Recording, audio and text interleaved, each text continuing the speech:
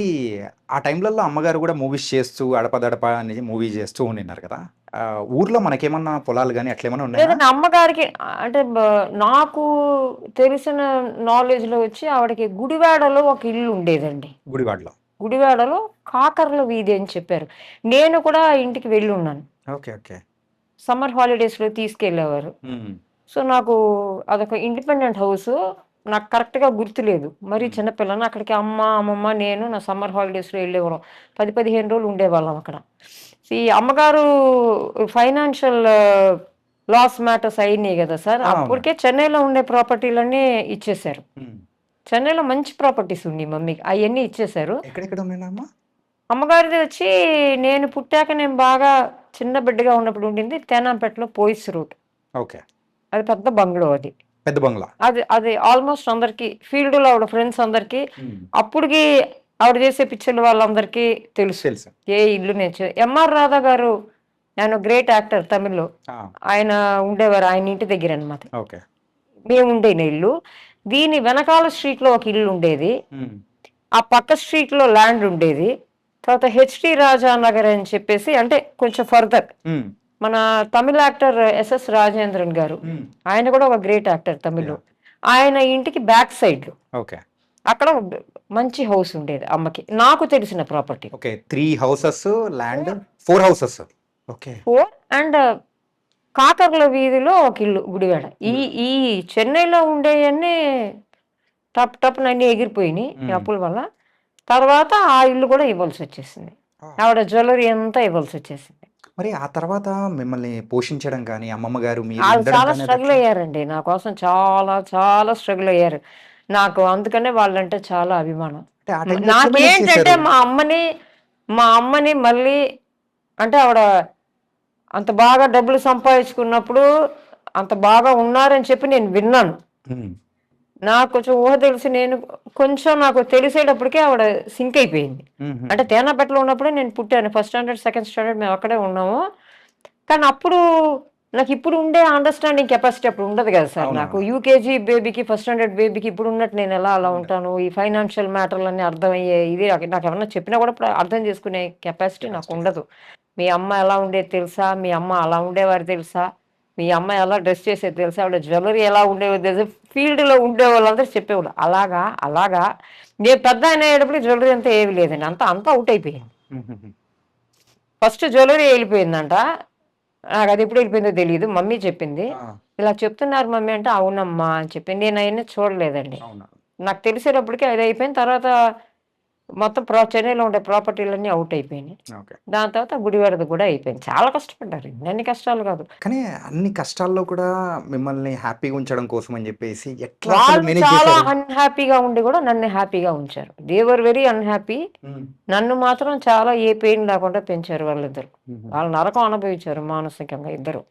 నాకేంటంటే మా అమ్మని ఆవిడ సంపాదించినప్పుడు అలా ఉండింది, ఇలా ఉండిందన్నారు. అలా బాగా కూర్చోపెట్టి చూడాలని చెప్పి నా ఒక యాంబిషన్. ఆవిడ ఫైనాన్షియల్‌గా కష్టపడకూడదు. హ్మ్. దేనికి కష్టపడకూడదు అని చెప్పి ఐ స్టార్టెడ్ విత్ మోడలింగ్ అండి. హ్మ్. ఒక 150 యాడ్స్ పెయింట్ చేశాను. మంచి మంచి యాడ్‌లన్నీ చేశాను నేను. నేను యాడ్ షూట్‌లో ఉన్నప్పుడే అక్కడ ఒక పీఆర్ఓ ఎవరో ఒకాయన మలయాళం ఆయనొచ్చారు. ఓకే. వచ్చి ఆయన అడిగారు. ఆహ్, ఆహ్, తమిళ్‌లో అడిగారు నన్ను. "ఏమ్మా నువ్వు యాక్టింగ్ ఇంట్రెస్ట్ ఉందా? హ్మ్. మలయాళం పిక్చర్స్ వస్తే చేస్తావా?" అని అడిగారు. "చేస్తానండి" అని చెప్తే, చంద్రకుమార్ గారు తెలుసా అని అడిగారు. నాకు మలయాళం ఫిల్మ్ ఇండస్ట్రీ గురించి నాకేం తెలీదండి అంటే, హ్మ్. చాలా మంచి డైరెక్టర్ అమ్మా ఆయన. He is looking for a new face. నేను చూపిస్తాను. ఆయన ఓకే అని అనుకోని నేను కాస్ట్ చేస్తే it will be good for you అని చెప్పారు. సరే మమ్మీ, నేను, ఆయన ఎళ్ళాం. సో, ఎళ్లి చంద్రకుమార్ గారిని చూస్తే మోహన్ లాల్ సార్ హీరో అందులో. 'మోహన్ లాల్' గారి ఫస్ట్ మూవీయా? ఆహాహా! ఆయన అప్పటికే super star. Okay. Okay. 'Mohan Lal' గారి మూవీలో మీరు ఫస్ట్ మూవీ నేను. ఎంట్రన్స్. సో, అందులో వచ్చి మోహన్ లాల్ గారు హీరో. అందులో ఇదొక మంచి క్యారెక్టర్. ఓకే. మంచి పెర్ఫార్మన్స్ ఓరియెంటెడ్ క్యారెక్టర్. సో, ఆయన సెలెక్ట్ చేశారు నన్ను. హ్మ్. సో, అది చేశాను. దాని తర్వాత కొన్ని మలయాళం పిక్చర్స్ అన్నీ చేశాను. మోడలింగ్‌లో బాగా స్టాండ్ అయ్యానండి నేను. మోడలింగ్‌లో. తర్వాత కన్నడలో ఒక పిక్చర్ చేశానండి. హ్మ్. 'సంసారం' ఒక సంసారం ఒక చదరంగం చదరంగం మూవీ. అది కన్నడలో నేను చేశాను. మన కల్పన గారు చేశారనుకుంటా కదా యా తెలుగులో. యా ఆ క్యారెక్టర్ నేను కన్నడలో చేశాను. కొంచెం arrogant గా అరగంట క్యారెక్టర్. గా ఉంటుంది ఆ క్యారెక్టర్. లక్ష్మి గారు క్యారెక్టర్ చేశారు. ఆ క్యారెక్టర్ నేను చేశాను. ద్వారకేష్ గారు ప్రొడ్యూస్ అంటే చేశారు. ఈ మోడలింగ్ లో సుమారు 150 యాడ్స్ అంటే అంత ఈజీ కాదు కదమ్మా. అంటే మోడలింగ్ చేస్తూ ఉన్న టైంలోనే మూవీస్ వచ్చాయి. మూవీస్ వచ్చాను. ఓకే. మోడలింగ్ వల్లే నాకు సినిమా వచ్చింది. అక్కడ చూసేగా నన్ను పిలిచారు. ఇంతకు ఏం చదువుకున్నారో ఇందాక మీరు చెప్పలేదు నేను నాకు. Interior decoration diploma holder. ఆ రోజుల్లోనే but my interest is acting. First అందుకే మీరు ఝాన్సీ రాణి లాగా స్కూల్ వదిలిపెట్టేసి మరీ పోయారు మెరీనా బీచ్కి. ఓకే. అంటే మరి మీ ఆ అమ్మగారి చివరి రోజుల్లో మీరు అనుకున్నట్టు అమ్మగారిని ఆవిడనే చూసుకున్నారా? I did my best. Okay. I don't have any regrets. Okay. నేను మా అమ్మమ్మని నేను ఎలా చూసుకున్నాననేది మందిర అపార్ట్మెంట్లో ఉన్న వాళ్ళని ఎవరిని మీరు అడిగినా చెప్తారు. ఓకే. ఎందుకంటే మీరు ఇందాక ఒక మాట అన్నారు ఏంటంటే ఆవిడ వాళ్ళిద్దరూ నాకు అనుభవించిన వైభవం ఏదైతే ఉందో నేను అది నేను విన్నాను, చూడాలి. అవన్నీ నేను చూడాల. అంటే అలా మళ్ళీ చూడాలి మమ్మీ అమ్మగారిని ఎలా అన్నారు కదా. ఉన్నారో నాకు తెలీదు. తేనంపేట హౌస్ నాకు తెలుసు, ఎందుకంటే నేను అక్కడే కదా ఉన్నాను చిన్నప్పుడు. తర్వాతే కదా అమ్మారు. కానీ ఆ మిగిలిన ప్రాపర్టీలు ఆవిడ జ్యువెలరీలు అవన్నీ నేనేం చూడాలి. అప్పటికే మమ్మీ షీ వాస్ 50% సింక్ అయిపోయింది ఆవిడ, నాకు కొంచెం ఊహ తెలిసేటప్పటికి. ఓకే. సో ఇవన్నీ విని నాలో నేను అనుకున్నాను, ఉమ్. నేను ఎలాగైనా మా అమ్మని మళ్ళీ నిలబెట్టాలి. ఈ నెగటివ్ మెమరీస్ అన్ని ఫేడ్ అయిపోవాలి. ఇవి మా అమ్మకి గుర్తు రాకూడదు. యా. నేనున్నాననేది మా అమ్మకు ఉండాలి. I do anything in this world for my అమ్మమ్మ. నాకు వాళ్ళకంటే మించిన వాళ్ళు ఎవరూ లేరండి. మోహన్ లాల్ గారితో మీరు మూవీ అవును. యాక్ట్ చేశారు. పిక్చర్ మరి ఆ హిట్ రిజల్ట్ ఏంటి? It's hit movie. దాని తర్వాత వచ్చి నేను భగవాన్ అని ఓ పిక్చర్ చేశాను. భగవాన్. అది బేబీ సార్, లిసా బేబీ గారు అని చెప్పి ఆయన ఉమ్. పాపులర్ డైరెక్టర్ మలయాళంలో. నాకు పేరు వచ్చి షానవాజ్ గారు, ప్రేమ్ నసీర్ గారు కొడుకు. ఓకే. ఓకే. ఆ. So he was paired with me. దాని తర్వాత శాంతం బీకరం అని ఒక పిక్చర్ చేశాను. శంకర్ గారు, హీరో శంకర్, ఉరుతలే రాగం అవన్నీ తమిళ్లో చేశారే. ఆ. సో అది రాజసేనన్ సార్ డైరెక్షన్. ఓకే. ఆయన నాకు పేరు అందులో. తర్వాత నగక్షతంగలు వచ్చాక నాకు బాగా పాపులారిటీ వచ్చింది. అసలు నగక్షతంగల క్యారెక్టర్కి నేషనల్ అవార్డు వస్తుందని చాలా మంది అనుకున్నారండి. ఉమ్. మీ Dumb టర్నింగ్ and పాయింట్ అంటే Dumber. ఆ మూవీనే కదా? ఏమండి? మీకు టర్నింగ్ పాయింట్ అంటే ఆ మూవీనే అవును. కదా? ఇప్పుడు కూడా కేరళలో సలీమా అంటే ఇన్ని సంవత్సరాల తర్వాత కూడా నగక్షతంగల సలీమా అంటారు. ఓకే. దాని తర్వాత ఎన్ని పిక్చర్లు వచ్చి ఎన్ని హిట్లు అయినా కూడా నగక్షతంగల సలీమా. అండ్ వెనెవర్ నన్ను చూసినా కూడా వాళ్ళ పాట పాడతారు.